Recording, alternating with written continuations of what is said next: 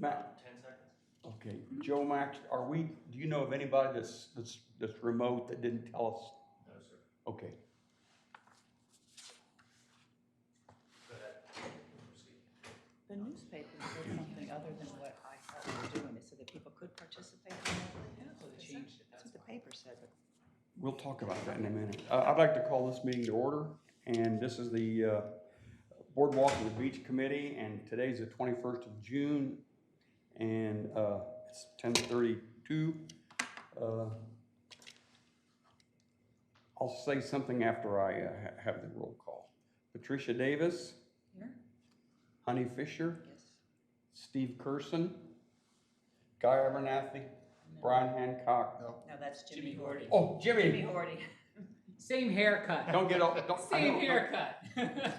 Well, when you talked about the trust, I thought, That's this all right. doesn't make sense. We're good, we're good. And Brian Hancock, and I'm the chair, Jay LaGree.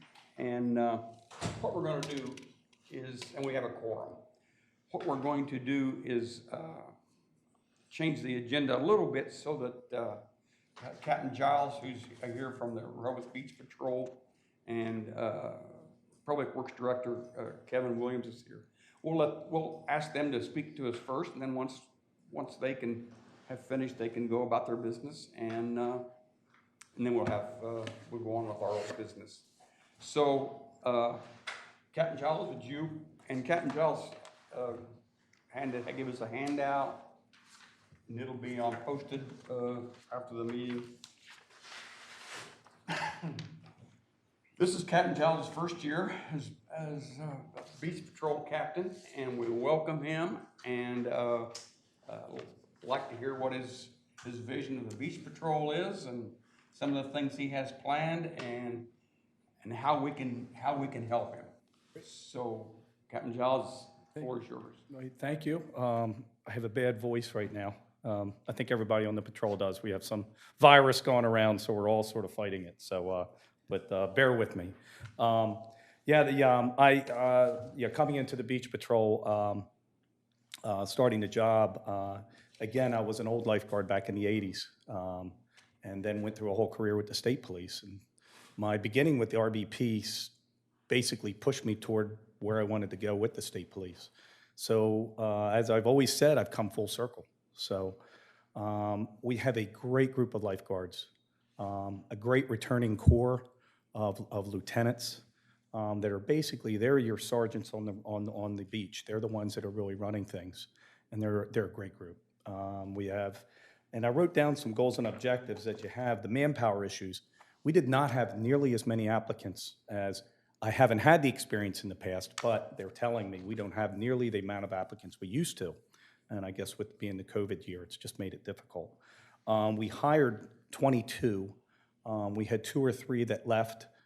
Basically, some couldn't find housing, some didn't think what it was, this is what they wanted to do, and then another one went back to school, and another one got a job. So we presently, and I wrote the manpower issues down, we currently have 19 rookies.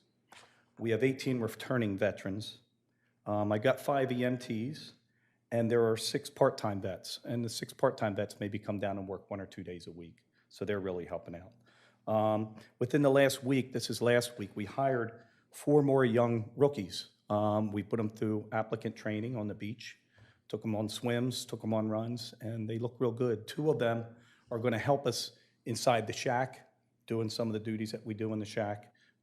With missing persons, the wheelchair, they're helping with that. And then what we're doing is we're gonna lead them into next year. And then we'll have them as rookies next year doing their workouts. And then we have 2 that we've hired that we're putting right into the mix. So we're doing good. I spoke with Captain Buxton, who's up at North Shores, who has a lot of returning guards that we had in Rehoboth. And we're working together on some of the guards that he has that are off on certain days are coming in to the city, and we're putting them through the process of the city, and they're coming in for a day or 2 a week. And it's great. They want to be back. They enjoy it. And it's good having them back because, they were guards here in the past. So the manpower issues are getting better. We're doing much better with it. One of the things that I saw that I wanted to bring in is we have such a robust alumni association. And they're getting more involved in everything that the lifeguards are doing in helping us. And so many of the guards have come in, and so many have asked, what can we do? How can we help out? And it's just been great seeing that, because these are mentors, they're leaders. And it's great having our young guards meet those folks, because it's somebody that they can reach out, somebody that they can talk to. So it's helping immensely. The alumni also they're having a breakfast on this Sunday, right next to us in the Tiki Hut. We've got a seat for 60 people, so they're going to come for the bell ringing in the morning. And we do our bell ringing every weekend. It's been a real success, and the guards really enjoy it, because they get to talk to the people that come in to ring the bell, and it's been great for us. So it's going to accumulate after we get done the bell ringing. We'll have those guys. They'll have a breakfast together, and it's just nice seeing them, nice talking to them, and getting their perspective. Also, there is a group called the Cover Down. It's Cover Down. It's on a LinkedIn, and it's for lifeguards. It's for lifeguards, past lifeguards. It's for active lifeguards, and it's a professional organization. And they're setting up a leadership and mentoring program for our current guards. So what we're going to do is 1 hour a week, we're doing a leadership training where different alumni that are a part of the Cover Down organization are going to teach a 1 hour block once a week. And our lieutenants will come in on their lunch and stand partners, and they're getting this training. It's really good. It's getting the alumni also involved. We've got several prominent alumni, many in the FBI, the Shell brothers, so many people from different backgrounds coming back to help out the current guards. And again, that's the picture that I saw coming in, is, it's about the current guards. It's about lifting them up, seeing where they want to put their future, where they want to go. And it really helps us out too, because we're getting good quality people. So the Cover Down organization is getting very robust, and it's building. So that's going to be really good for us. Training, I wanted to get our training back up, try to get more professional training in. We did what's called EMR training, which is Emergency Medical Response. It's now a 40-hour course, and we try to get as many guards as we can into that program. But it's very difficult, being that you're getting them coming in on Memorial Day, and getting 40 hours of training in while you're not working is very hard. So the last 2 weeks, we've been taking classes 6 to 10, and 10 of us, the lieutenants, stand partners, myself, and the chiefs, all got EMR trained. And the good thing is it lasts for 2 years, and then the recert, it's only 16 hours. So next year, I want to do another 10, 15, maybe 20, starting again. So by the time we get about a 3 to 4 year period, we almost will have the whole Beach Patrol EMR certified, which is a really, really good professional grade to have. Plus, everybody's really going to be, you're not going to be an EMT, but you're going to know exactly what the EMTs are going to do. So you're going to get certain circumstances that could be, it could be a heart attack, it could be heat stroke, a heat exhaustion. You're going to know the differences, and you're going to know how to treat it. So you're going to be able to get the life response that needs to be there. So we are working real hard at it, and it's getting better. So that's really helped us out. Now I want to get you down, and basically the goals and objectives, there are some of the things that I'm trying to go after for the Beach Patrol to continue to improve professionally. And the recruiting, it's sort of, it's already, I'm starting to get phone calls already from kids that want to come on now. And it's like, I'd like to bring you on, but we're getting a little bit into the season at this point, and you're going to miss out on a lot of the training we already did. But I think we're getting a good line for next year. I mean, I really just think that we're going to build on this. It's going to get better and better. Our current Rehoboth Beach Patrol makeup. I'm the captain. I have 2 full-time chiefs, and I have 1 part-time chief. We have 4 lieutenants, and the 4 lieutenants have like 9 to 10 people in each of their sections, and they're responsible for those folks. And we have 14 returning vets. And I wrote on here, one of our lieutenants also is a female. And she's doing an amazing job right now, helping out me a lot, because we're ordering like bathing suits and certain equipment. And I'm sorry, I have daughters. I'm not going to order clothes for my daughters. So she has helped me out immensely in getting me the proper equipment, doing a great job. We have 14 returning vets, 6 of them are female, 23 rookies, and 8 are female, and our 5 EMTs, 3 are female. We have 6 part-time vets, and they're all male, and we have a couple from North Shores coming in to help us too. So we've got a real variety of folks. I got some high school kids, I've got college kids, and I got some that are past college that are coming down and they have a summer with past lifeguard experience, and we're getting them back. So it's just, we've got a broad range of people, all coming from different areas, and it's really fun watching them mesh together. Like you're seeing ones, you know, I don't know if this person would understand this person because they're from different areas and they're different ages, and it's great. It's a good group.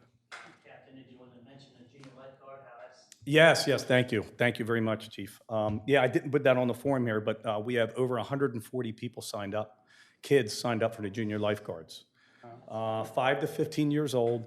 I had to slow it down like around the end of May, or it was about the middle of May, May 15th, because we were getting so many, I didn't know if I'd have enough guards to be able to handle it. Because we want to go, you don't want to have more than 15 kids per guard, and I've got about maybe 10 good guards, 12 good guards to do the lifeguard, so we can't get it so big, it would just, and then the kids would miss out on a lot of things if it got too big, so we got 140. Monday, Wednesday, Friday from 8 to 9 in the morning. The lifeguards are awesome. Many of the guards will get paid their hour when they come in early, and a lot of our rookie guards don't get paid, but they come in anyway. So it's just, we got a great group. Should I go? I'm going to go over some of the upcoming events, training and competitions that we have. That's on page 2, I believe. Put that up. I don't know how to do it on the computer here, but it's on page 2. Tonight is the first competition series. It's in Ocean City at 6:15 to 9:15. We're going to take probably about 15 to 20 of our guards that really want to compete in the swimming and running events and take them down there to compete. So that's going to work out. And then Thursday, on June 24th, we have the all-women's battle at the beach, and that is in Middlesex Beach. And I've got 15 women that are ready to go. So we are going to go down there. They can't wait. So we're getting them. All of them have volunteered to go. They all want to go and cheer. And all of us, most of the beach patrol will be down there cheering them on. On Sunday, June 27th, is the alumni breakfast at Tiki's. So we're looking forward to that after the bell ringing. Saturday, July 3rd, are the fireworks on the beach. I know the chief is going to be busy with that, and we're going to be able to help him out and put some guards out there to assist in the security. On Sunday morning, July 4th, we have the Dave Reynolds Biathlon, and that will be at headquarters at the Shack at 7 in the morning. We volunteer our time to make that work. Dave Reynolds was a former lifeguard in the beach patrol. So it'll be, we'll have some guards out in the water, and we'll have guards on the running course, and it's just a great event for a great cause. June 7th, 8th, and 9th, Rehoboth Beach will be hosting the Mid-Atlantic USLA Lifeguarding Regional Competition. We've done that in the past, the last couple years, and we're getting that set up right now. It takes place on Baltimore and Maryland Avenues, so the beach during those days will be sort of closed off for the competition. We have agencies from Ocean City, Maryland, all the way up through New Jersey coming. Roughly, there's 250 to 300 competitors that come in. So if you got time on the 7th, 8th, and 9th, come watch the competition. There's some great athletes, and it's great competition. And what they're doing is they're qualifying to go to the Nationals, which will be in Texas at the end of July. June 11th and 12th is, or July 11th and 12th, excuse me, it's going to be our Beach Patrol rookie test. This is the rookie test is the part that I enjoy the most, because it's accumulation of all the workouts that they've done with their lieutenants, and they have these 2 days for their competition. And it's sort of the rite of passage coming on to the Beach Patrol. And if you talk to anybody who's been on the Beach Patrol, it's, where'd you finish on the rookie test? You know, how'd you do on the rookie test? The rookie test is it. So And it's a big celebration when we're done because it accumulates that you're now a first-year guard. So we do that on the 11th and 12th. The alumni is going to be coming out now. They're going to be helping with it, and I think it's going to be a big crowd watching them. So it's exciting. Then on July 29th, we set up for our own Rehoboth Beach Patrol Lifeguard Olympics. We invite all the agencies, basically I think it's about 11 or 12 agencies, all the way from Delaware State Parks to Ocean City, Maryland. And it's a lot of fun. It's a lot of fun. It goes into the night. It's great spectators to watch, and the guards really enjoy the camaraderie of working with the other guards. And we are going to have a lifeguard ball. We're just trying to figure out when and where at this point. We are going to do it. We're putting our feelers out, and we're doing our homework. So things are coming along. So yeah, that's basically it in a nutshell. We have just a really good group of young people that I'm really proud of at this point. They're training real hard. They're taking the job really serious, and we're doing the best that we can at this point. Does anybody have a question for Captain Giles? Yes, sir. I'm not sure if it's under your command or not, but the code enforcement officers, can you talk about that? Yeah, that's the code enforcement officers isn't under my, yeah. I think what they're Yeah. referring to is just, My one I have one, compliance officer. yeah, Okay. I have a compliance officer who's been around for a bit, and he comes in on weekends. And he'll Just do weekends? just weekends, yeah. I have him on just weekends. I don't, manpower wise, putting the people on the stands, I don't have enough people to be able to put more compliance people out. But as time goes on and I get more part-time people back, I could start to try to find more compliance guys. Because we've had 2 full-time guys in the past. Yeah, they didn't come back. So, and again, I think my priority right now is getting the stands occupied, protecting the water. And then I think when the manpower gets a little bit better, I'm going to be able to address it more. Captain, if I may, could you explain, you have 2 guards to a stand and one at times looking at holes being dug, tents, and if there's Yep. 2 on stand, how do you get down? Yeah, we address it where, when we do have 2 lifeguards on the stand, which we try to do because safety-wise, we need that. One guard will come down and walk the beach and look for things. You'll hear the guards a lot. It's interesting, and I hear it all day in the shack. You'll hear, say, of a lifeguard's on Henlopen, and he has Little Deauville, which is north of him, and he'll have on the other side of him is called Little Olive, which is Virginia Avenue. And you'll hear them go, "Watch my water." Well, what they mean by watch my water is they have to get down off the stand to do something, to either tell somebody to get off the jetty or to address a tent issue or a hole.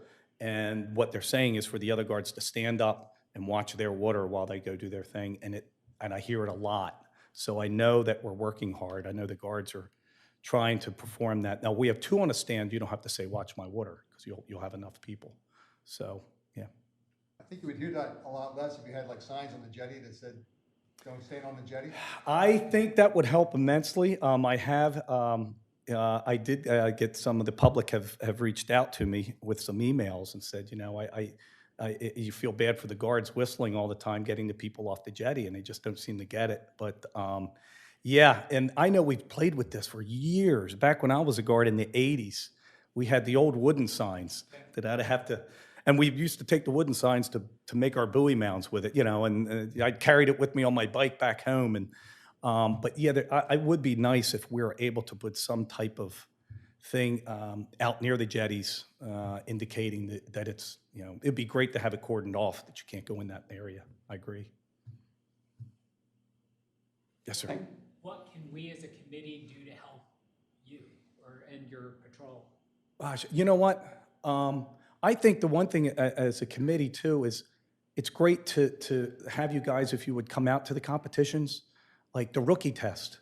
It's an amazing, it's inspiring watching these kids really try their best, and to have you guys out there and for them to say hi to you and know that they've that you got their back and you're watching them, that would be, amazing. And I think that's what we're doing with the bell ringing. Have you come to some of the bell ringings on the weekends and we can introduce you. And then they really feel that they know that, they've got people that are behind them. That's great. What time is the bell ringing? Is it always the same time every day? Yeah, it's on the weekends, on Saturday and Sunday and holidays, and the bell ringing's at 9:30. And, so we circle up, we have the bell ringing, and then a gentleman comes down and volunteers and plays the bugle and does the Star Spangled Banner. So it's a great morning, gets us started. We have a number of topics that we keep open pretty much all the time concerning things to do with the beach and the boardwalk. I would like for us to maybe somewhere down the road, and I don't know how far, to start talking about the housing problem. And it's not just the beach patrol. Right. It's a lot of our summer work. I know I suspect that Chief Banks has questions about how we could benefit the cadets with housing assistance or something. This would be a good topic for the Boardwalk and Beach Committee to discuss. And I think we'd perhaps like to do that. We might not be able to solve anything. We might just talk about a lot of different topics, but there's a housing problem. Just too expensive. No question. These kids can't afford to live in town. No question. They just can't afford to live there. There's been, and that is one of the talks that I've told the Alumni Association. It's got prominent members, and the Cover Down organization. It's one of the issues that we definitely need to address. It's real interesting for things to come together, public and private partnership. That would be something that would be a very good step. Maybe we can help you a little bit in the future on that and keep that in front of the public. Absolutely. Yep. Thanks, Captain John. I've got one question, Jeff. How many AEDs do you have? We have, right now, we have like 6. The EMTs work at the first aid shack. Yes. And we use the gator to go where they need to go. So they have an EMT. And then we have an EMT in the shack. And then all 4 of the lieutenants have EMT bags now that we take down to those stands.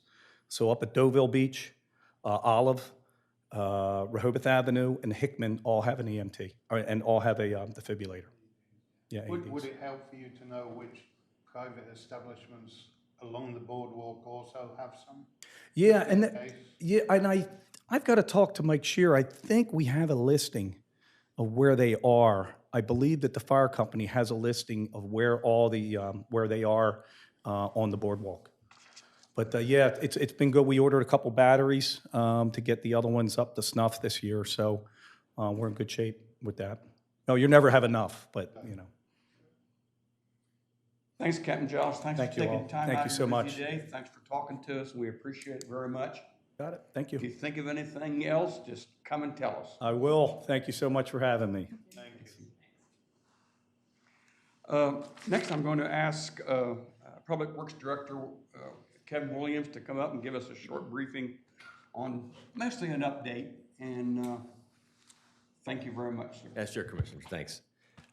In no particular order, then I think I'll try to just kind of go down the list that Commissioner Legree had kind of sent out. First, trash. We've removed the cans off the beach itself. We've moved them up into the dune crossing site. Our guys, we think, have been doing a fairly decent job of kind of keeping up with that. We haven't seen, since that early weekend, or I think it was actually during the week, we had a big issue with trash on the beach one morning after an event. But other than that, it seems to be able to keep up with it. Most folks are bringing the trash out to the dune crossing and putting it in the cans. And then our guys from doing the boardwalk itself can go down there and get those. Because of the lack of staff, it's kind of the way we had to go this way. But it seems to be working. Obviously, the weekends are the tougher times for us. Recycling, we still have not instituted recycling on a boardwalk. We're still waiting until we get adequate staff to do that. It's just with the staff shortages, just too much to take on at this point.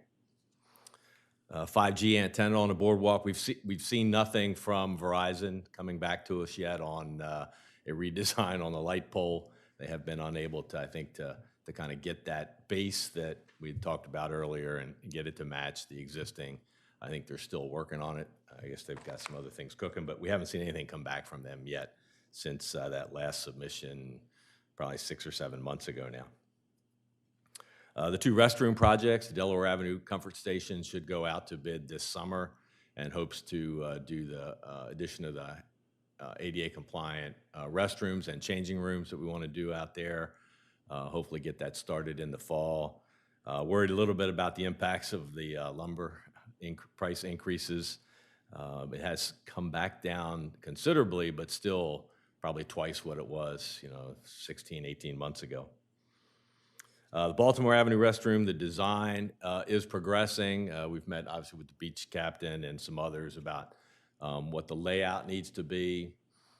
We actually have our architect on that building coordinating with our streetscape consultant working on the street end part of Baltimore so that those things kind of mesh. The last thing we were trying to do is kind of open one side, the south side of Baltimore as it goes past the Beach Patrol headquarters, trying to open that up a little bit more to kind of work the gateway kind of concept to get onto Baltimore from the boardwalk.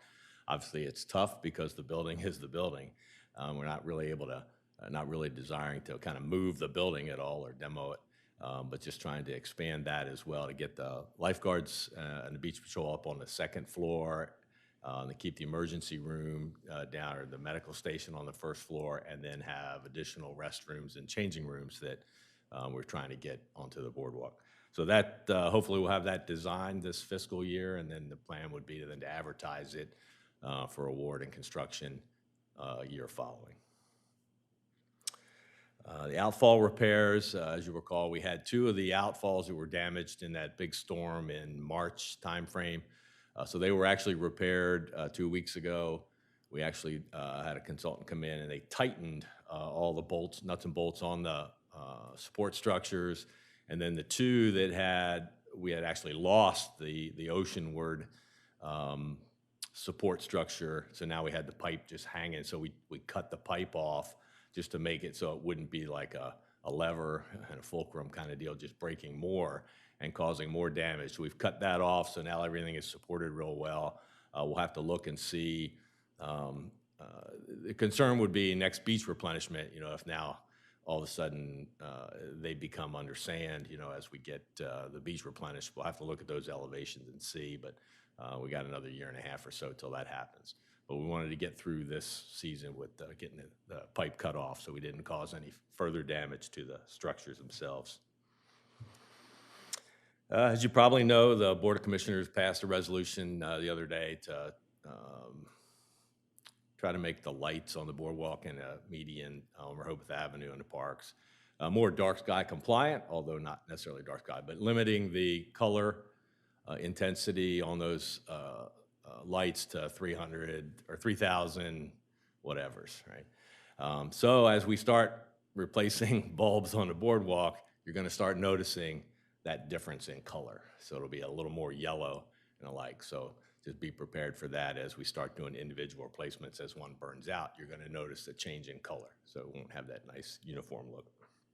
But it brings it down. I think the electrician told me that typically now on the boardwalk, they're about 3,400. So you'll see it just a little more yellowing of the light. And finally, with the fireworks coming up, city manager mentioned at the board meeting on Friday that we will be providing additional portable toilets for the overflow crowds we expect. So at our comfort stations and at the Lake Girard, we're going to have, where the buses load and unload, we'll have, I forget now the number, 6 to 8 additional porta pots at each of the comfort stations. I think we put 4 or 6 down at Lake Girard Park. They'll be going in Saturday morning, the 3rd, and they'll be coming out Monday morning, the 5th. And then we have 2 to 4 at many of the street ends in the residential areas. They'll go in Saturday morning, the 3rd, and they'll come out on the Sunday morning. They won't stay for the dewy fireworks the following day, but we'll get them out of the street ends as quickly as possible and just leave them there for that overnight for the night of the 3rd. And that's all I have, so pending any questions, sir. Fireworks location? the location. Yeah, coming from the, playland or, I mean. Yeah, oh, yeah, oh, where they're gonna actually shoot them from? Yeah, where they usually do there on the beach and right in front of playland. So, Going back to fireworks, Kevin, is there any plans to put back some more benches? There's very, very few in front of Star of the Sea in specific. we can certainly look at putting more benches out there. I thought we had pretty much our normal contingent out, but We're quite sure. could do some more at Star of the Sea. Sure.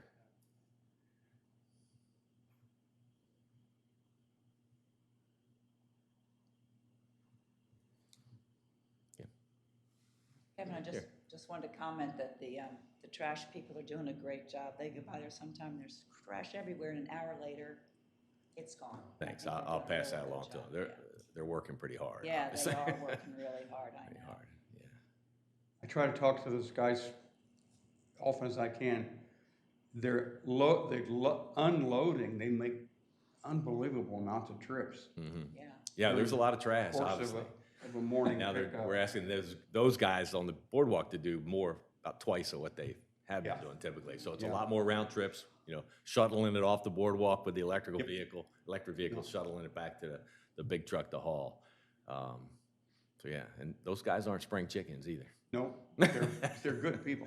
Yeah, absolutely. I'm thinking they go by my house like at 5:30 in the morning. And I finish my bike ride by 8:30 and they're still working. They're down around the handle opener, they're somewhere in there, but they're still working. I say, how you been doing? They tell me how many times they loaded. Makes your head swim. Yeah, it's a lot of Doing trash. a great job. Yeah, and kids decided to bury a lifeguard stand the other day, so we get to dig that out. Some of the fun things we do around here. That's business as usual. Sure, all right, absolutely. But that was a new one for me. I don't know if you've seen that before or not. You just got the Same here. I've seen him out in the ocean and right. I've seen that. Silver Right. Lake, but I've But never. that's a heck of a hole to That's dig that thing serious. down. All you saw was the bench, above sand. So, yeah. They were having a good time. Thanks very much, All right, Mr. thank you. Williams, and we appreciate everything you do. Sure. I'll stick for a few. Okay, okay. Now we'll go back to, there was, the 12, everybody got the 12 April meeting minutes, and is there any corrections, or? Can I hear a motion to adopt the 12 April minutes? Motion. Second. All in favor? Aye. I've received no correspondence to speak of, other, emails that we write back and forth. But, so we're good to go there. We always start our old business with a review of the authorization of this committee, and it's, we serve at the pleasure of the Board of Commissioners. We take suggestions from them, and they approve our mission and give us advice. And number B, I often don't read this, but I will now. We consider taking position statements relative to maintaining and preserving the view shed at the end of Rehoboth Avenue, as well as protection of views of all portions of Boardwalk and Beach, including but not limited to recommending restrictions on entities and practices that clutter and degrade the beach, and we're going to talk about that today, and the ambience of the boardwalk and the beach. We also talk about commercialization of the boardwalk, including but not limited to allowing or restricting sponsorships, use of commercial signage. We'll talk about that a little bit today, and conducting certain activities that promote commercial activity. And we've had some emails back and forth over the last weeks about folks taping signs to posts and stuff like that. And as Mr. Williams said, when you see it, just jerk it off and take it down and throw it in the nearest garbage can. But other things, interpersonal dealings, you probably need to contact the folks at the Rehoboth Beach Police Department and tell them that there's two guys fighting in front of Edgewater House, something like that. So, yeah, and we'll go on to old business D, which is continued discussion of the dark sky initiative. As everybody knows, the commissioners passed a resolution at the last meeting that resolved, and I could read it to you or you can read it. We resolved to go ahead and go forward with dark sky compliant, but not necessarily the approval for dark sky recognition. We just want to comply with their suggestions and stop all of the wasted energy, glare, light pollution as best we can. And our resolution was the streets in the city and the boardwalks, which is not bad. We're going to talk a little bit today about commercial and private lighting that is on the boardwalk, and I have some stuff to show. But yeah, and I'll do that. And then we did hear Captain Giles for new business, and then we'll talk some more about upcoming things for the future. And I will get this going if I can.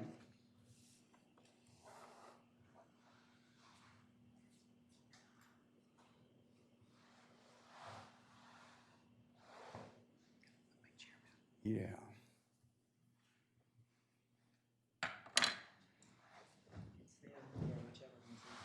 Man, this is out of my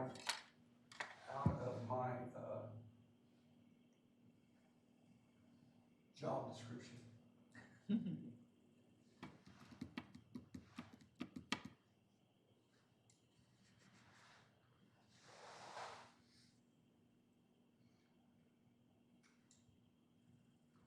There you go.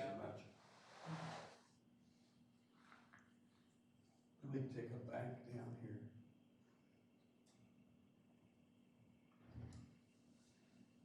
Oh, that helps a little bit. Dimming. What I did was, on the 12th, the moon was in the dark phase, and the weather forecast was clear, but it turned out to be partly cloudy. And I'll show you, you get the reflection from the clouds, from the light of the city.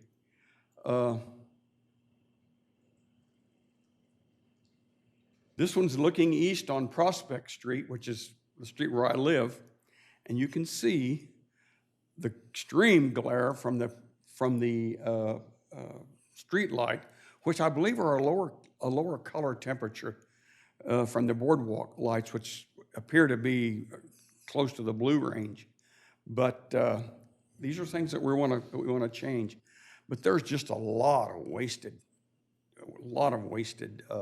energy and light pollution everywhere. And this is standing at the end of Queen Street, standing out on the beach, looking at two private houses here. I'm not sure that, yeah, you can.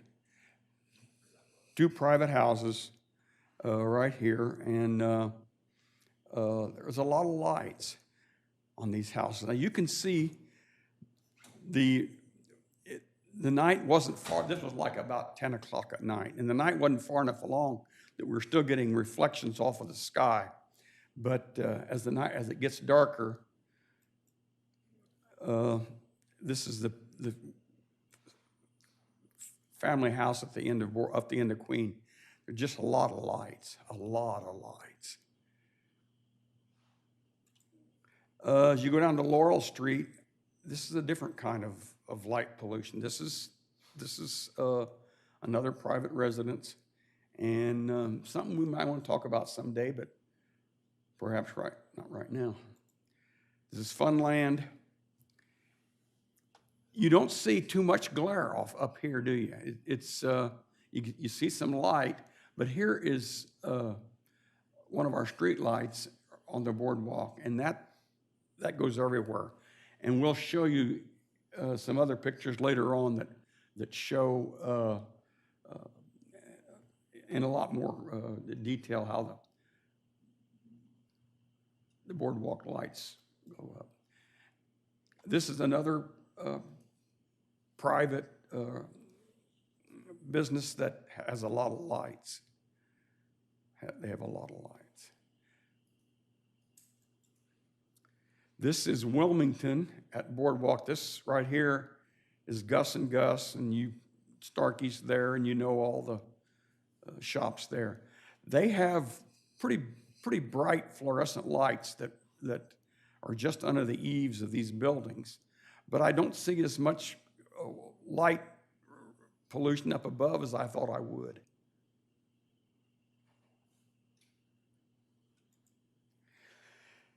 This is looking from the beach down Rehoboth Avenue, and there's a lot of lights. There's street lights, lights at the end, lights from the commercial establishments, but the street lights really do stand out. So we're going to have it'll be great to be able to tackle that problem as time goes on. Anybody that wants to stop me. I have one question. Was there an event at the bandstand that night? No, there was not. I don't know whether there was an event that was coming on later or not. That's the bandstand right behind that kiosk. Yeah.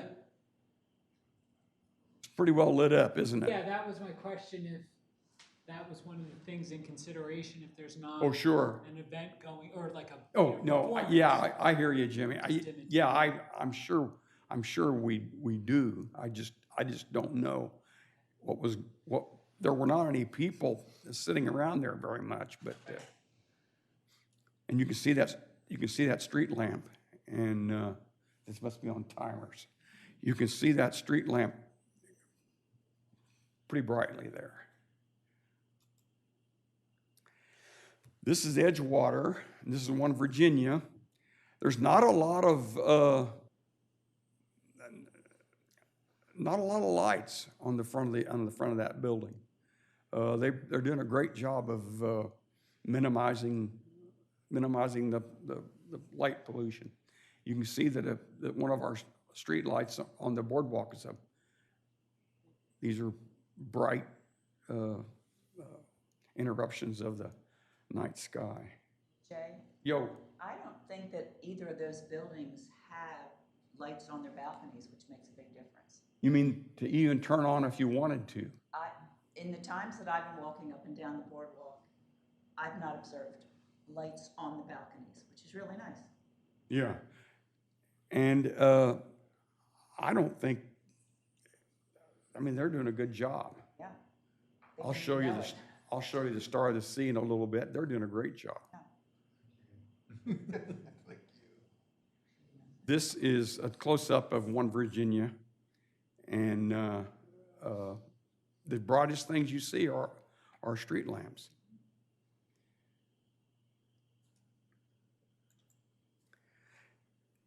This is a picture of the Henlopen condo, hotel and condo, and it's looking north. And you can see right here, those are the three, I think, they're on past the Henlopen. But those are, you see them, and you're going to see another photograph that Honey had that's going to really show it. Jay, really the difference is residential versus commercial. Mm-hmm. Commercials see it as bringing in business and it's right. education and. That's right. It's hard. It's also a perceived safety issue, and that's right. going to be an education too. It's hard. It's a high hurdle to jump to convince the commercial folks that the color needs to go down and the intensity needs to go down. And this may be years away from where we are now. I think that once the city starts setting the pace, that we may have more people jump in line. Jay, I think what Stuart Kingston has done there is not bad. I think the picture makes it look worse. Those lights are focused straight down. The ones on the left in the bottom corner.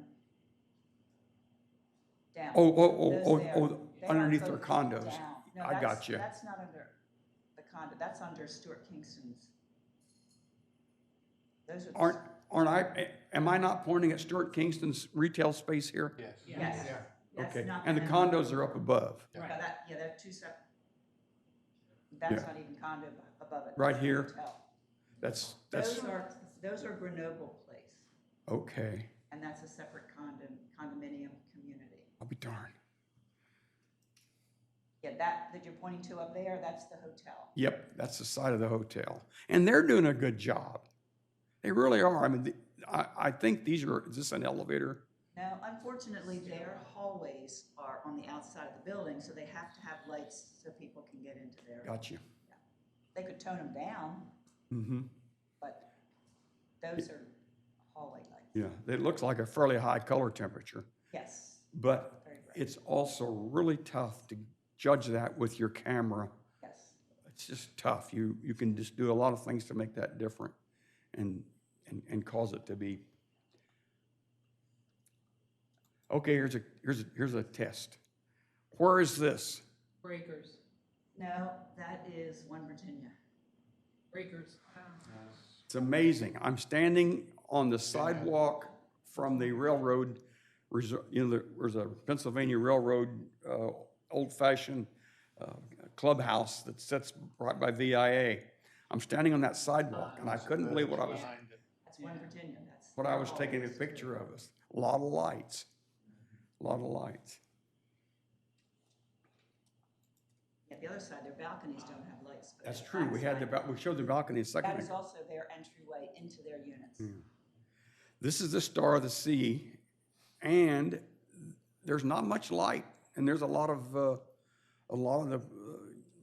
sea into the condominiums, and this is commercial all down here, but it doesn't. I thought this would be lit up much more, but these lower floors aren't too brighter than the ones way up on top. So, something to think about. This photograph here, Honey took, it's looking south. This is the corner of the Henlopen, That's the hotel. and you can see our lights all the way down here, and they glow, and they glare, and they pollute, and we'll fix that, and we'll be talking about that stuff in the future. It's very fixable. And the way you fix it is you just follow a few simple principles. Make sure all your light has a purpose. And we're going to talk a lot. We'll get Chief Banks involved here. We're going to talk a lot about where we direct our light and how much we should. And we'll also talk about the fact that light should be no brighter than necessary. And it's going to be difficult because the perception worldwide is that the brighter it is, the safer it is. It's just not true. But there's a lot of argument back and forth about that. And Kevin, what will it take to control the light off, on, dim, bright, if we wanted to do that on our, would you ever consider lowering the light level in the middle of the night on the boardwalk lights? Would that ever be a consideration? Or is that more trouble than? I'll leave that to the chief. Leave that to the chief. Our intent in going through in our CIP, you'll know we have Yep. Light replacement, boardwalk lights. Yep, street lights. Median lights on Yep, Rehoboth Avenue, yep. and street lights on Yep. Rehoboth Avenue. We have that kind of broken out in our CIP. Our intention is to be able to control all those remotely, so that if you wanted to dim at a certain time, you could dim at a certain time, and have them on, like have Rehoboth Avenue as one, the median lights as one, the boardwalk lights as one, but to be able to control that. So we are going to consider the controlled, and with LED lights, that's a much more feasible thing to do than the old-fashioned halogen lights or iodine lights or even old tungsten lights that we used to put in our house. We talked about color. The last I heard, Dark Sky was trying to get everybody to get down to below 3,000 degrees for sure, and they're talking about 2,200. I don't know how that will work. That's pretty yellow. So, but it might be coming. It might be, which it's something we'll be talking about. And when we start changing our lights out, we'll have these discussions and see what see what we can do. So when the lights are gonna be changed out as they go out, correct? There'll be varying colors for what period, I mean, how often do you change these lights? Would it be, 5 years that we're gonna have, because it's gonna be spotty all along the boardwalk, right? That's what we're saying. And that's true, and the lights last a long time. But we're also gonna talk about putting shades, putting blocks in the top of our lights, and I'm not sure how we're gonna do that. It's doable. I'm not sure what we're gonna opt for, I just don't know.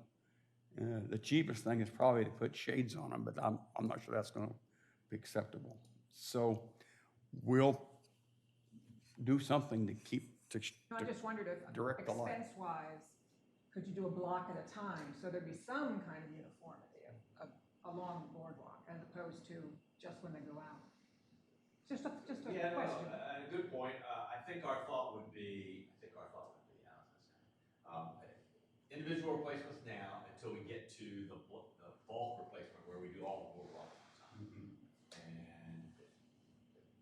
And we originally had boardwalk first, Rehoboth Meetin second.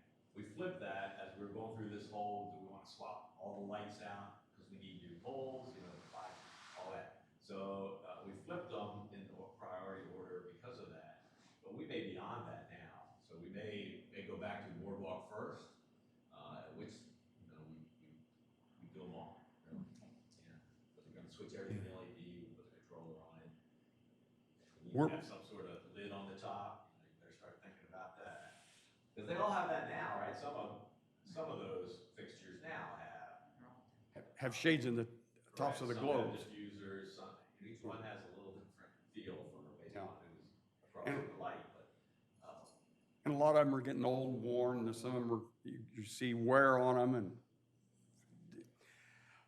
that's the fear I have, because right now the plan is just replace the innards, right? You're gonna put the light on and put the globes all back. They may just crumble on us if we try to take them apart, and it's a whole different problem.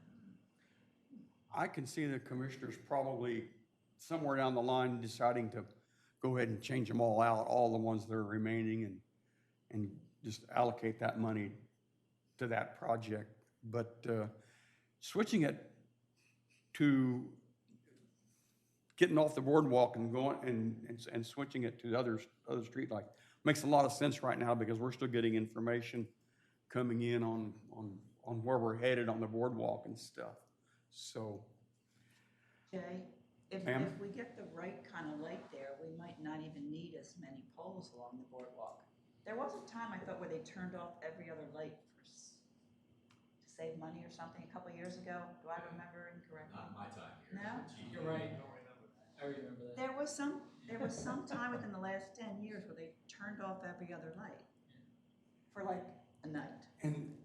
and as Mr. Williams just said, these are gonna be controllable. We're Yeah. gonna have control, so we can do a lot of stuff remotely. I guess And my point is cheaper just to not put up as many, if we don't need them. that's a consideration, and we That's a should consideration. think about that. It very well may be. I mean, you gotta think outside it Yeah. very well may be the Get the time to right say, do light. we need, I think it's a really high hurdle to jump, but we can talk about it, that's for sure. Any other questions or any other discussion, any other suggestions on dark sky from everybody? What I'd like for us to do is decide if we would like to endorse the resolution of the Board of Commissioners, and that would clear us out of dark sky. I would So, Definitely. we, absolutely. Yeah. Yeah. Okay? Move on. We'll- Move on, yes. When I sit back down, we'll do it. I'm sure you're saying, I wish the hell he would. Anyway, this is something that I put in here. Honey took it and sent it to me. I put it in here because I knew that Captain Giles was going to be talking to us. A little kid could stand in that hole, you know? And God forbid the tractor at night in the dark raking the beach runs into that. And it's just something that we gotta, and you know, we've talked about no digging signs. We talked a little bit about signs on the jetty, stay off the jetty, but in the past, we've talked about no digging signs. And all of us, including me, including Mayor Mills, Mayor Cooper before, hated the myriad of signs that just kind of keep propping up all the time. And but it's something to consider. The beach patrol guys have to bear the brunt of it, and girls.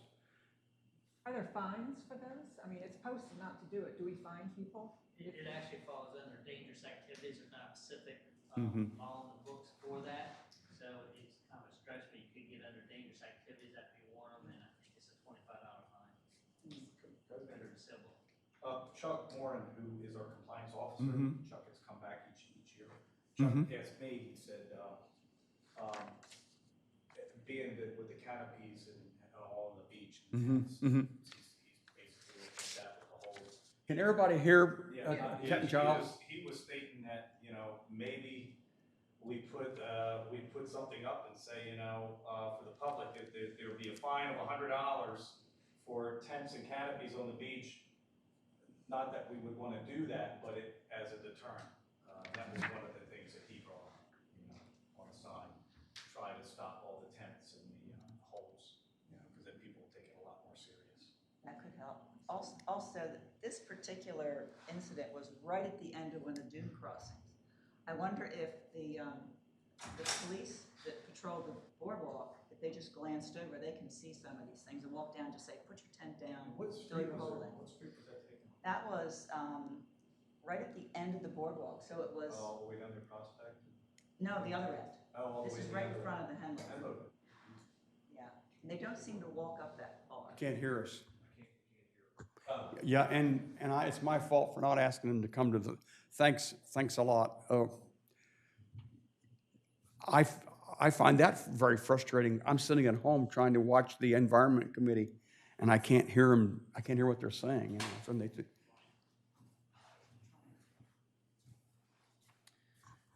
Thank you. As far as the cadets, like everyone else, we're very short. I'm not here to try to make excuses, but literally we have one bike officer and 2 officers on a shift right now is all we have. And so you have to deal with Rehoboth Avenue with the DART buses and Jolly Trolley and different things. So mainly they're at Rehoboth Avenue and plus any complaints that come in that they're handling. So I'm just being upfront, we're not focusing on the extreme south, extreme north as we should be, as we have in the past. It's just a manpower situation. We are covering it with overtime, but even that, we have to make sure we have night coverage too.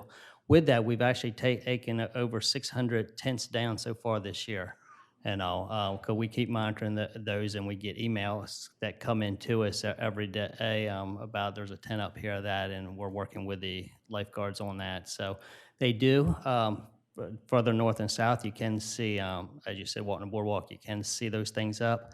But at the beach crossings, the officers have to go down because with all the foliage and things that's out there now, the beach grass and the dunes, it's hard to see from the boardwalk closer to Rehoboth Avenue. You really just can't see what's going on out there anymore. So we do depend a lot on the lifeguards more than we have in the past. But absolutely, we need to get it down there more often, and I will take that back to the shift commanders. Thank you.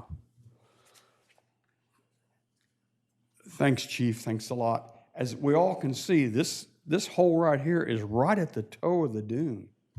And I mean, if you're a lifeguard sitting way out watching the ocean, as you should be,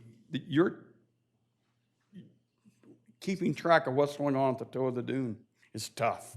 So, but this hole's fairly far along, and we just got to stay vigilant and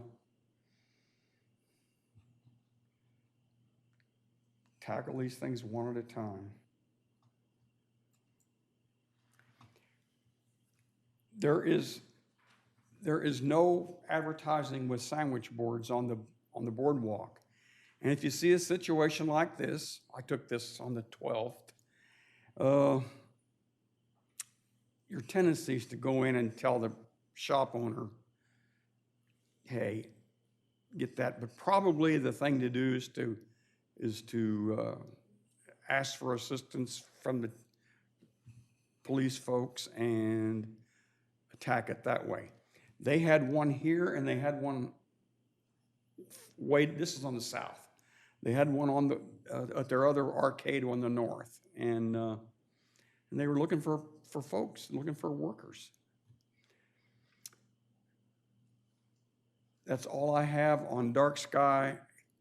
Does anybody have any other recommendations or suggestions? And I'll sit back down here and we'll talk about endorsing the resolution of the commissioners. Chief? Commissioner, not a question, just really, if you could send me that photograph, I would appreciate it. It's possible, and I reach out with voting license too, so we'll make sure it's addressed. I'm going to send you an email this afternoon congratulating you on the phenomenal job you folks have been doing keeping the violation of curfew on the south end of town, parking, under control. You guys have cleaned it up and there's nobody sleeping in their cars anymore. And I'll send you this email when I send you that very laudatory email. Okay, thank you. Well, I'm gonna sit back down for a second and we'll decide if we want to endorse the resolution that the commissioners passed.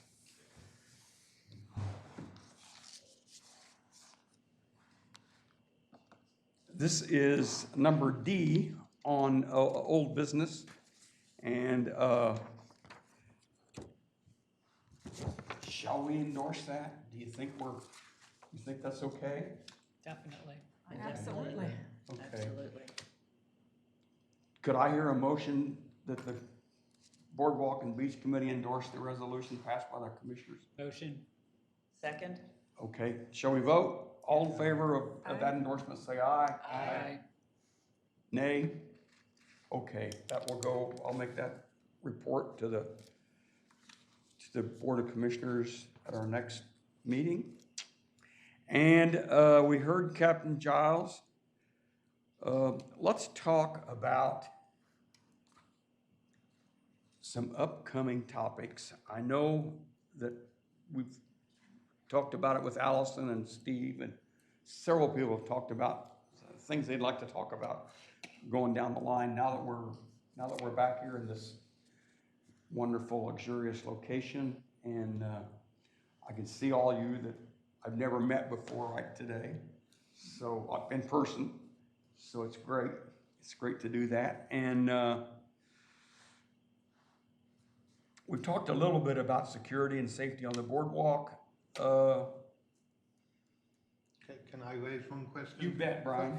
For the chief, if we may, Chief, are there any plans to have additional cameras on the boardwalk? They seem to stop at Laurel, and I understand that most of the allegations of people feeling unsafe was way to the south, where there are no cameras right now. We are continuing through the budget process and through grants. I'm adding additional cameras. We're really waiting for the infrastructure to come in where we can set the wireless so we can sit there and hardline, because we're getting, I'll let IT talk more about it, but maxed out on what we can have down there and get it real time versus slowing everything down. So So it's an IT issue. well, it's a little bit of both. Can we add a few more? And we are looking at that, and we just added 2 more cameras at the boardwalk and at Laurel. So every year we're adding, over the last few years, about 2 cameras a year. So we're still looking at some of that, and that's around September. We look at some grant funding, And then usually sometime over the winter months, early spring, they get installed. So we'll look at the next thing. It's, again, as far as the site of it, as far as with the antennas and all how far you can go down with the buildings and all the different shapes. That's why we started going south versus north for right now for how the boardwalk jet set in. But yes, I'll work with IT with that and see what our capabilities are, and then it's my job to find some money through some grants. Yes. Thank you. Any other comments on security and safety on the boardwalk before we? Could I bring up the bikes? You bet you can. Chief, Okay. put your ears open. Okay. Here we go. Before you, go ahead, Patricia. Go ahead, you go. I ride my bike. I ride a bike every day. I ride 20 miles a day. And day before yesterday, I finished my bike ride about 8:30, and I decided to take the boardwalk. It's not safe. It is not safe at 8:30 on actually it was 2 days, on a Saturday morning on the boardwalk. Go, Patricia. Go Well, ahead. my experience is just with my great nieces and nephews who are very small, 4, 6 years old, and I see it as I walk on the boardwalk with other children that, you have to run in front of a bicyclist to protect the child. Children are moving around so quickly, and I'm not proposing that we eliminate it, but I just think perhaps the hours need to change. Maybe it's from dawn to 8 a.m. or something during high season. But I really do think it's a safety issue for the bicyclists also, right? It's very true. Not just the pedestrians, but I think it's an issue that perhaps we should consider. Kids move around a lot, but adults move around a lot. And they can't move, some of them can't move as quickly to get out of the way. That's true. That's the other thing I've noticed. And riding my bike, you just about have to look 20, 30 feet ahead of you to make sure you have room to get by somebody. And I bet I passed 50 people on my bike, and that's too many. That's too many to have to go around. Now, public relations wise, what do you think, Chief, will happen if we curtail bikes on the boardwalk? Time flies so quickly, so I'm not sure how many years ago it was, but I remember it was the old building, so it's been a while that I was downstairs and I mentioned that it was getting too crowded. We're having some accidents back then, even though accidents have actually gone on down.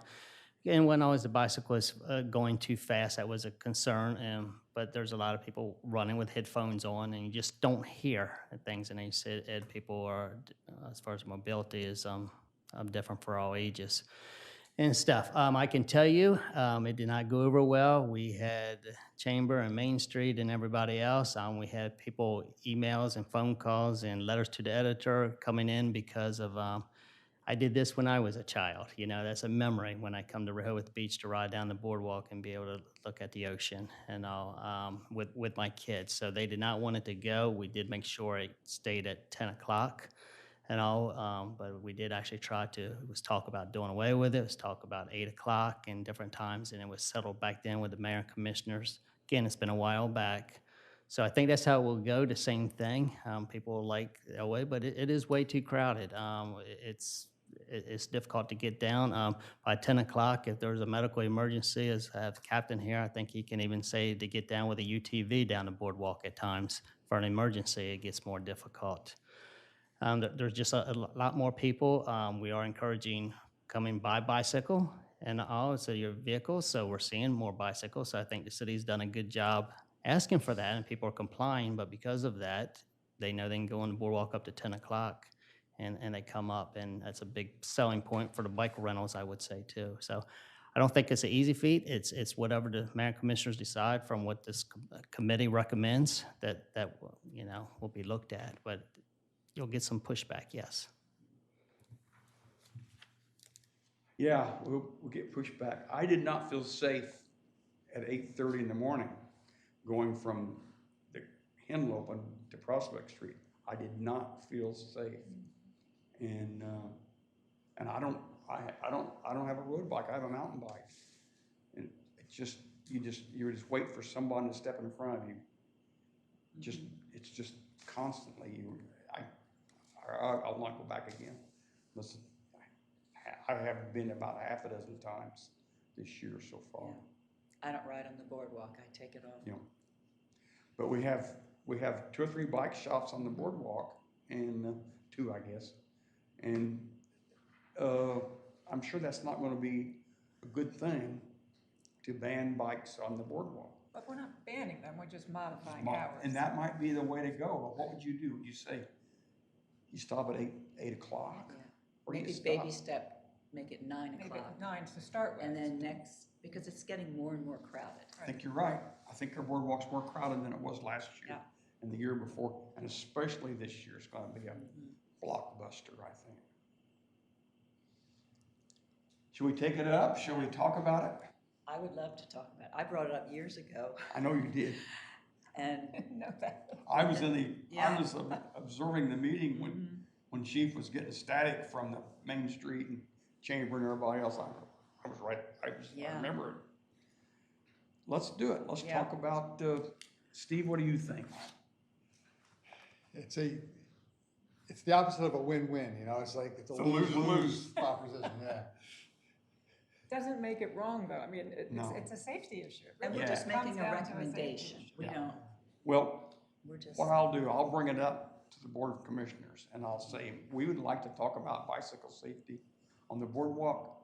We'd like to talk about a solution to the problem of too many people and too many bikes at the same time, and see what they say. especially if they're still talking about signage, directing people to the boardwalk. Oh, yes, that's something else we need to talk about. The task force, I was hoping the mayor would be here to tell us the update on the task force, but they're talking about getting people to come off the boardwalk and onto Wilmington and onto to Baltimore, and see if we could improve the flow of people from the boardwalk to these streets. And that's and one of the things they're recommending is signage, and I'm not sure how that will go. I'm not sure what we'll end up doing. Yeah. I just don't know. One thing I can say is the homeowners association just published a really nice bicycle safety brochure that we distributed to a lot of the, like Lingos and some of the bike shops as well, to hand out to the people. So hopefully that'll make some improvement, not necessarily dealing with the boardwalk, but just bicycle safety in general in town. We're gonna have the ribbon cutting on the 25th of June for the new extension on Junction Breakwater Trail. I think it's from 10 to 11, and Senator Carver's gonna be there, and a bunch of dignitaries that were the ones that got the money to do this, like $530-some thousand bucks. Yeah. I can't believe that it cost that much to do that. Right. But we did, and so we're just getting a lot more bikes. That's all there is to it. You see a lot more bikes on Rehoboth Avenue, which you hate, but you also see them on the regular bike lanes that they're supposed to be on around town. But I even see it on every Rehoboth day. Avenue, there's a new bike path, right? They just spent a lot The of one money that, yeah, developing. it comes from behind Grove Park and enters, Right. and that is the busiest place in town. Right. But at least those bikes can stay away off Exactly. the street That's my and point. go, and when I go out of town, when the wind's in the west, I always ride to Junction Breakwater and then go down through Lewis out to the park and come back. So I go out the Junction Breakwater across the bridge, and when the wind's in the east, I come the other way. But going out, you can go out on this new path, and you don't have to cross traffic until you cross Church Street, which is very dangerous because that what's it called? Sea Glass Motel. Yeah. Right.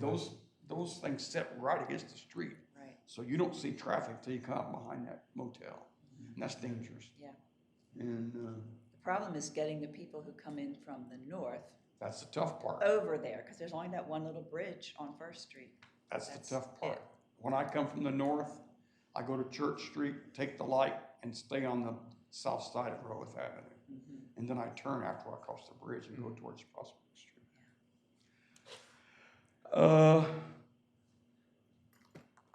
So I guess let's just try to wait until we hear some more about the task force, how they want to use the boardwalk, and then discuss that some more when that time comes. We talked about intensity of lighting. We talked about no digging on the beach. I think we're doing well with the bogey mats. Oh, yeah. Definitely. I mean, that's great. Yes. I know Steve, we talked a little bit about the Moby mats at the end of Laurel. Unfortunately, my street doesn't have one, so I was well aware of that.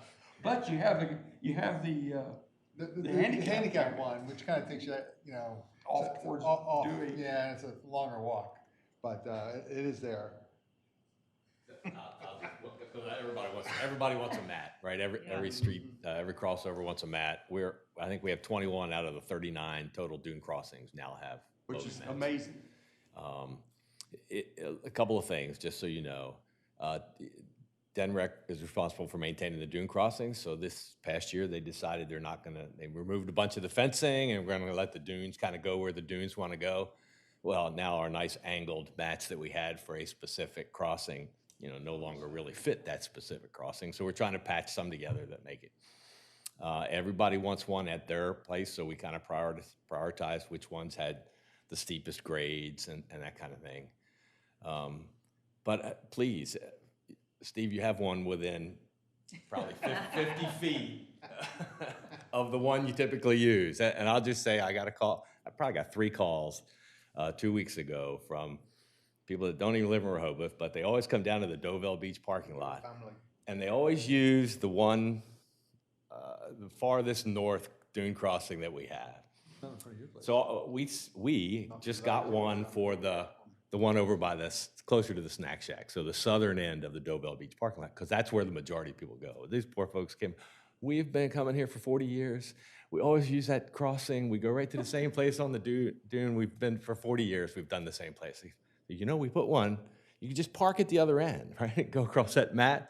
Doesn't work that way. No, they want to go where they want to go. And ultimately, we'll have a mat at every crossing. I just guarantee it. But I also need you to know that it takes a lot of time and effort to maintain those things, because every day we get a call that the far end, the ocean end of that mat is undermined because of the water or the wind or whatever. And so we have a guy down there every day that goes and either blows them off with a blower, sweeps them off with a broom, get the stakes back out, try to tack them down. So they're wonderful to have. Everybody loves them, but they're also additional work, which then comes back to the board and commissioners saying, well, do we need to hire another person because we've added that many man hours to the effort in the morning to try to get the beach ready. Everybody loves the mats and everybody loves their mat, and I understand that. And we're probably going to get to where every crossing has one pretty soon. And the last we talked, I think you were thinking the mats were like $8,000, something like that each. I can't remember. It depends on how long they are, but they're a little significant. That would be a long one, 10 grand. Is there a reason they're all blue? Do they come in beige? We used to differentiate because we had the 2 that were truly, I guess, ADA rated at some point in time, where the DENREC comes in, they put the clay down, put the fabric down. That's now showing on Steve's crossing that he doesn't like, right? The fabric is showing, apparently. They put the clay down, then they put, so they haven't really been doing that lately. So the access mats, the blue ones, they only come in blue, are just a lot cheaper than the old, and they're easier to manage than the old brown ones, beige ones. So, yeah. And I guess when we have a hurricane coming, those have to all be taken up. Am I wrong on that, or is that? Correct. So what we've kind of decided is we'll try as best we can. Obviously, we've got to get the cans off, got all the shacks out, and but we try to roll them up to get them at least up to the dune. Will that save them all? Probably not, but get most of them. So yeah. So that just adds to the equation. We love them. Everybody loves their mats. Of course. Everybody wants their own mat, and we obviously understand that, and we're going to get to that eventually. But then we'll need you to go before the board and say, well, we ought to authorize another person in the streets department because we got so many of those darn mats out there now. Oh, believe me, we'd love to do it. Yeah, no, everybody loves them, and we actually, I mean, they're I mean, they are nice, right? Everybody admits that. So yeah, it's just a matter of getting them all out there now. Thank you very much.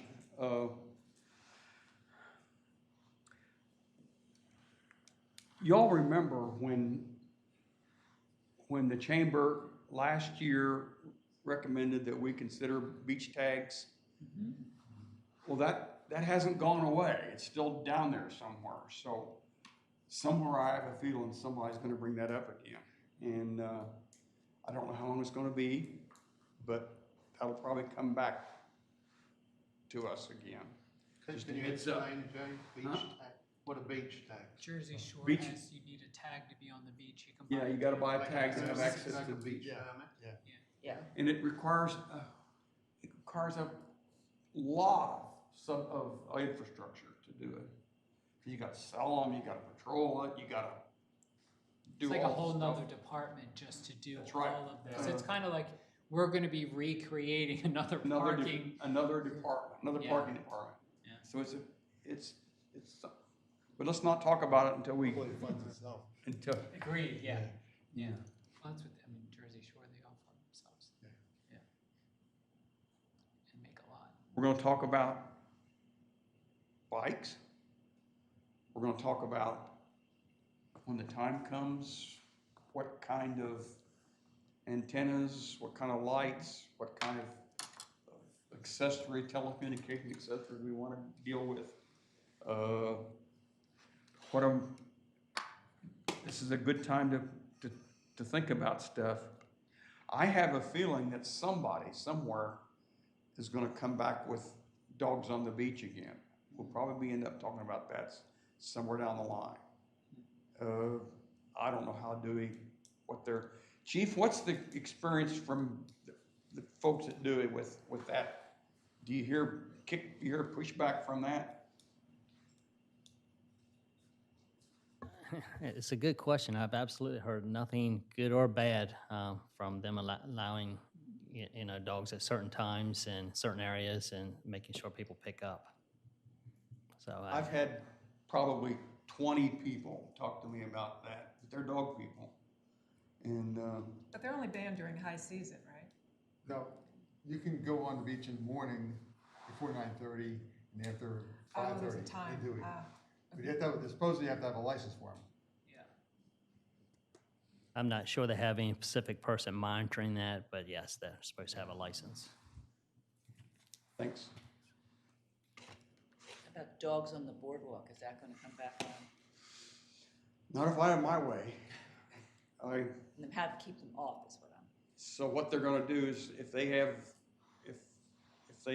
someone says, let's have the same thing that they have in Dewey, I've been asked that question. You have to cross the boardwalk, that's all. So, We still see people walking their dogs down the boardwalk. yes, we do, and that has always been a problem. And with Chief having even fewer cadets, it's probably extremely problematic. Gosh, Chief, I'm glad you stayed. No, the problem we're running into, and I don't think we're going to be able to fix the problem, the committee or the mayor or even the police department for that matter. So many animal lovers out there walking their dogs, and by far we stop them, we sit there and tell them no animals on the boardwalk, dogs specifically, or whatever, and they sit there and say that they're allowed to have that dog. It's protected. It's a support animal, and we can only ask them what type of support and what does the dog perform. But after that, they do not have to by law show any paperwork. It does not have to be dressed in a certain way. The animal, no signs of it. So you're taking them at their word. Comfort dogs do not fall under that, the ADA, but the reality is you can't sit there and argue with anybody because you don't know the answer. So we do follow up and ask, but everyone's got that blanketed thing. And remember, anybody can go online and get a tag to sit there and say that it's a support animal, and they're easy to get. What's the difference between support and comfort? Well, Oh, a Or has to support be provided? is really for like a medical thing, so it could be seizures or what. And you're not allowed to ask them what Yes. the support is? You can ask what the two questions is what function does the What service, animal, what right. service and all, so, and they can answer that if they want to. Oh, they don't have to? You really can't get into too much of it now. Yeah, so I don't know how you're ever gonna fix this problem. The law is the law, so, You know. recall, Suzanne wrote us a letter wanting us to put up, doggy bags, dispensers. And we decided we didn't want to do it, and I still believe we made the right decision. Yeah. But, more and more houses, more and more rentals in Rehoboth are accepting dogs, and we're accepting pets. So there must be 50 pets every morning in front of my house, going down to the end of Prospect Street and letting them go toward Dewey. And dogs do what dogs do. And so you just need to have responsible ownership. And if ownership is irresponsible, as my wife finds out daily, and says something to the pet owner, you get pushback. Right. You get pushback. And sometimes it's not complimentary pushback. You get some fairly significant pushback. So people are used to, and there's one website, I'm not sure whether it's Rehoboth Beach.com or something like that actually says on the website, take your dogs to Prospect Street and they can go to Dewey. And that happens. And if you say anything to anybody, they'll say, you're out of your mind. It's allowed. The city allows it. Well, they don't. But it's hard. It's really hard. So we're going to have to deal with that coming up.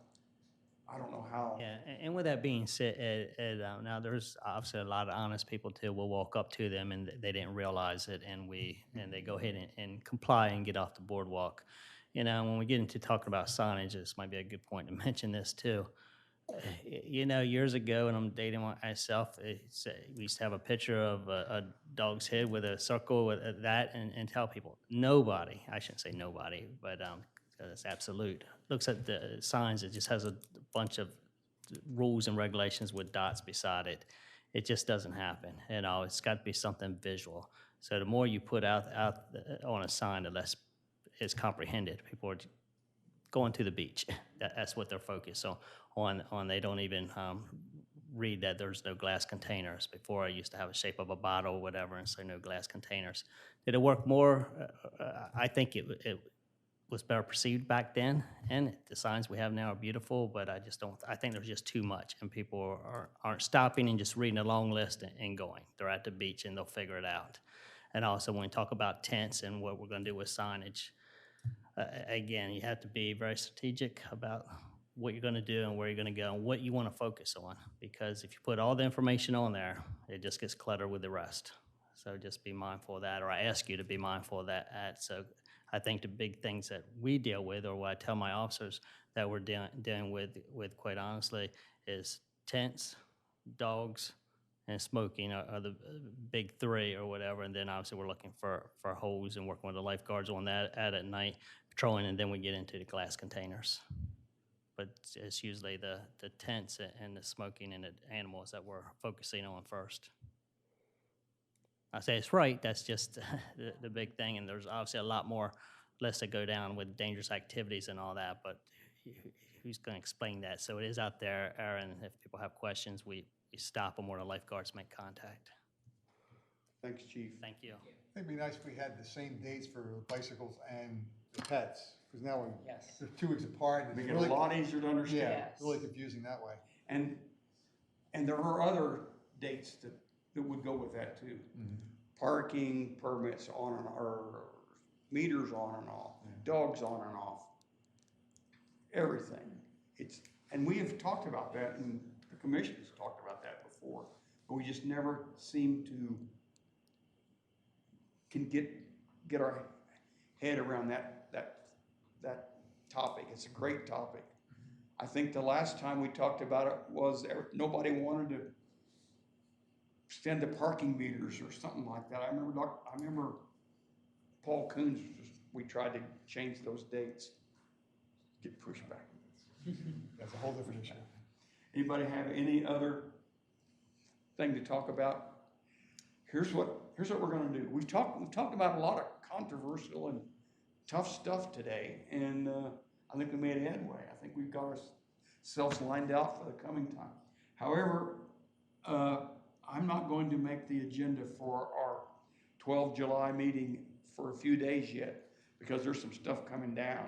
And so keep track. I'll send everybody an email when I post the agenda. This meeting used to be at 9 o'clock.